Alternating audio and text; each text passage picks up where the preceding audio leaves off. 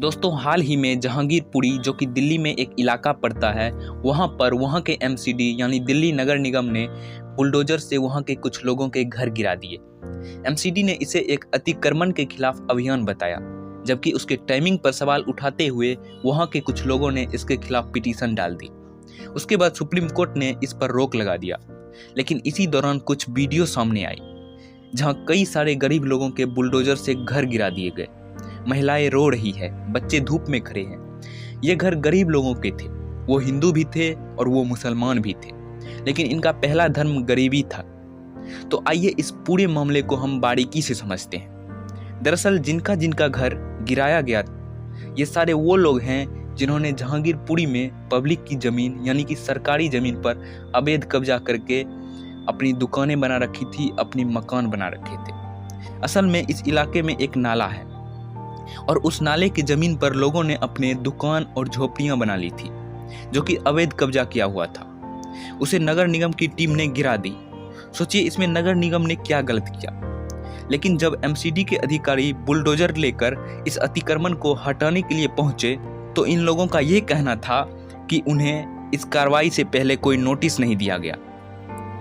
सबने सरकारी अधिकारी से ये पूछा कि नोटिस कहाँ है, पहले आप नोटिस देंगे, उसके बाद हम यहाँ से खाली करेंगे।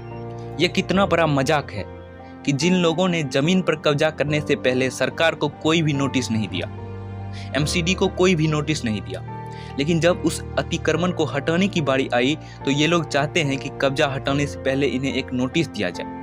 और आप जानते हैं अगर इन्हें नोटिस दिया जाता तो ये क्या करते, अदालत जाते, अदालत से स्टे लेते, मामला लंबा चलता चला जाता, वर्षों तक ये मामला चलता जाता। पहले लोअर कोर्ट में जाता, फिर सेशन कोर्ट में जाता, फिर हाई कोर्ट में जाता, फिर सुप्रीम कोर्ट में जाता।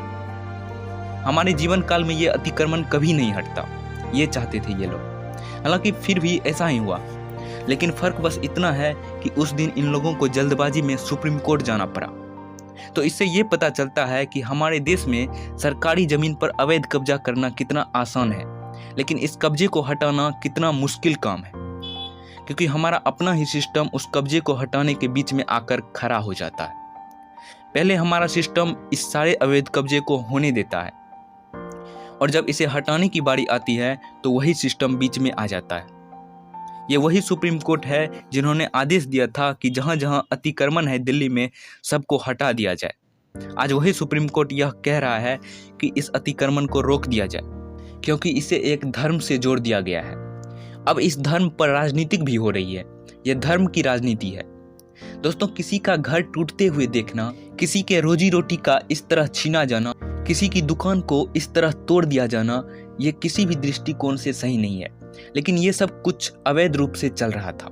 और अगर आज आप जहांगीरपुरी जाएंगे तो आपको ये पता चलेगा कि जहांगीरपुरी का ज़्यादातर इलाका इसी तरह के अवैध कब्जे में जा चुका है। और जहाँ सड़कें होनी चाहिए थी, जहाँ पार्क होने चाहिए थे, जहाँ स्कूलें होनी चाहिए थे, वहाँ कुछ नहीं बचा। हालांकि ये जगह सुप्रीम कोर्ट से 22 किलोमीटर दूर पर है। फिलहाल सुप्रीम कोर्ट ने स्टे लगा दिया है। बड़ी बात यह है कि सुप्रीम कोर्ट ने इस कार्रवाई को रोकने के पीछे ये दलील दी कि नगर निगम ने इससे पहले लोगों को कोई नोटिस नहीं दिया, जबकि नगर निगम का कहना यह है कि एमसीडी एक्ट 1957 के तहत उसे ऐसे मामलों में नोटिस जारी करने की जरूरत ही नहीं होती। हालांकि सुप्रीम कोर्ट के इस आदेश मिलने से पहले दिल्ली के जहांगीरपुरी के 2 किलोमीटर इलाकों में कई दुकानें, उनके छतियों और दीवारों को गिरा दिया गया। यहाँ कुछ लोगों का कहना है कि धर्म को देखकर ये कार्रवाई हो रही है, लेकिन सच्चाई ये है कि यहाँ धर्म को देखकर अवैध कब्जा नहीं हटाया गया है। जिन जिन लोगों ने नगर निगम के जमीन पर अतिक्रमण किया हुआ था उन सब पर कार्रवाई हुई है, जिनमें से एक जूस की दुकान भी थी जो एक हिंदू, लेकिन क्योंकि ये दुकान पब्लिक की ज़मीन पर अवैध करके बनी थी इसलिए उस पर भी बुलडोजर चला। इसलिए जो लोग ये कह रहे हैं कि ये कार्रवाई किसी एक धर्म विशेष के खिलाफ हुई है तो उन्हें ये समझना होगा कि हिंदू के दुकान और मकान पर भी बुलडोजर चले हैं और मुसलमान के भी।